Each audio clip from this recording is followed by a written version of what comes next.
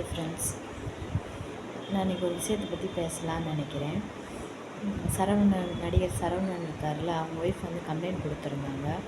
தன்னோட கணவரும் அவங்களோட 2வது மனைவியும் என்னை டார்ச்சர் பண்ணுறாங்கன்னு.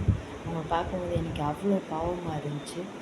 அவரே பிக் பாஸில் இருக்கும்போது அவரே தனது முதல் மனைவியை பற்றி அவ்வளோ தூரம் சொல்லியிருக்காரு. தனக்கு பட வாய்ப்பு எதுவுமே இல்லாத போது அவங்க தான் கூட இருந்து எல்லாமே பார்த்துக்கிட்டாங்க.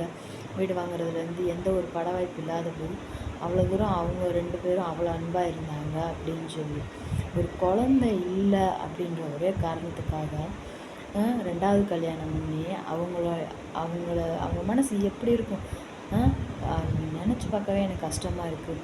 அவங்க முன்னாடியே அவங்க வீட்டில் அவங்களும் சேர்த்து அவங்கள பார்த்துக்கிறத விட்டுட்டு சரி நம்மளுக்கு தான் குழந்தை இல்லை, அவர் இன்னொரு கல்யாணம் பண்ணிக்கிட்டுமேன்னு சம்மதிச்சு தான் கல்யாணம் பண்ணி வச்சுருக்காங்க. அவங்களால அதே ஆனால் வந்த உடனே சரி இந்த அக்கா நம்மளுக்காண்டி அவங்க வாழ்க்கையை விட்டு கொடுத்தாங்களேன்னு அந்த 2வது ஒய்ஃபுக்கும் கொஞ்சம் கூட ஒரு நன்றியே எதுவுமே இல்லை. வந்தோடனே தன்னோட வாழ்க்கையை அவங்களுக்கு ஒன்றும் குழந்தை இல்லை, அவங்க வந்து உங்கள்கிட்ட சொத்தில் பங்கு கேட்க போகிறல, அவங்க இருக்கிற வரையும் அவரோட அன்பை நீங்கள் பங்கு போட்டுக்கிட்டீங்க.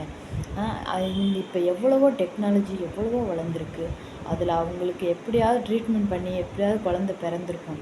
ஆனால் அந்த விஷயத்தை விட்டுட்டு எவ்வளோ காசு இப்போலாம் நிறைய பேருக்கு குழந்தை பிறக்கிறதா இல்லை, IVF அந்த மாதிரி ஏதாவது ஒரு மூலியமாக தனக்கான குழந்தை ஏன் 12 வருஷம் 20 வருஷம் கழிச்சு கூட குழந்தைய பெற்று, அதாவது அதுதான் அன்பான அவங்க அவ்வளோ தூரம் கடவுள் சோதனை கொடுத்து அவ்வளோ பொறுமையாக இருந்து அவங்க குழந்தை பெற்று எத்தனையோ பேர் குழந்தை அந்த ஒரு இது கூட இல்லாமல் அவங்க கண்ணு முன்னாடியே இன்னொரு கல்யாணம் பண்ணி அந்த கல்யாணம் பண்ணிட்டீங்க, குழந்தை பெற்றுட்டீங்க. உங்களை ஒரு ஆண் நிரூபிக்கிறது தான் உங்களோட மெயினாக இருந்திருக்கு. அவங்கள பற்றி உங்களுக்கு எந்த கவலையுமே இல்லை.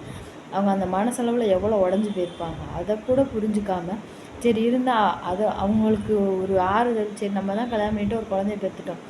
அவங்க 2வது மனைவி என்ன சொன்னாலும் உங்களோட ஒய்ஃபாக அவங்க முதல் மனைவி அப்படி இருக்கிறப்போ அவங்களுக்கு எவ்வளோ ஒரு சப்போர்ட்டிவாக அவங்க மனசை நம்ம காயப்படுத்திட்டோமே அப்படின்ற ஒரு குற்ற உணர்வு கூட இல்லாமல் அவங்க 2வது ஒய்ஃபோடு சேர்ந்துக்கிட்டு அவங்களுக்கு அவ்வளோ டார்ச்சர் கொடுக்குறீங்களே, உங்களுக்குலாம் எப்படி இவ்வளோ ஒரு மனசாட்சி இல்லாமல் இப்படிலாம் எப்படி இருக்கீங்க? அவங்க 2வது ஒய்ஃப் நினைக்கும் போது எனக்கு அவ்வளோ ஒரு இதாக இருக்குது. அப்போ உண்மையிலே பயமாக இருக்குது. அவங்க என்ன சரி நம்மளால தான் குழந்தை பிறக்கலை, நம்ம எப்படியாவது ஒரு குழந்தை வேணும். அவங்க அந்த குழந்தையும் பிக் பாஸ் வரும்போது அவங்களும் அந்த குழந்தைய நல்லா பார்த்துக்கிட்ட மாதிரி தான் எனக்கு தெரிஞ்சிச்சு.